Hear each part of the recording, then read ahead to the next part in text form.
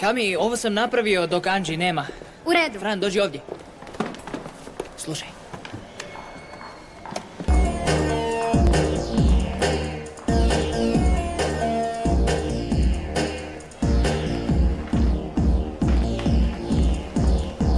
Maksi, moj pas ima bolji osjećaj za muziku od tebe.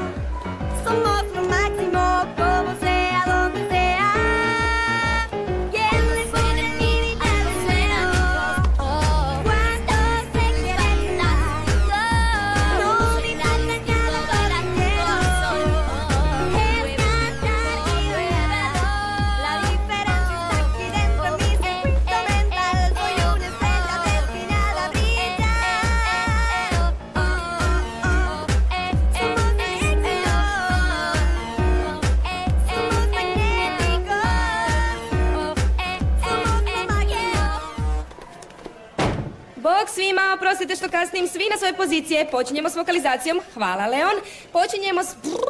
Krenimo. Da nekima je glas spržen. Ne tako spržen kao tvoja kosa. Želiš mi nešto reći? Ma daj, nemojte meni. Pogledaj sebe, a onda druge. Okej. Ne. Ljudi! Pa dobro, što je vama? Ekipa. Kao da dolazite ovdje i trošite svoje vrijeme i ne razumijete ništa. U ovoj školi, kao i na sceni, morate osvajati svoje mjesto svaki dan do kraja života.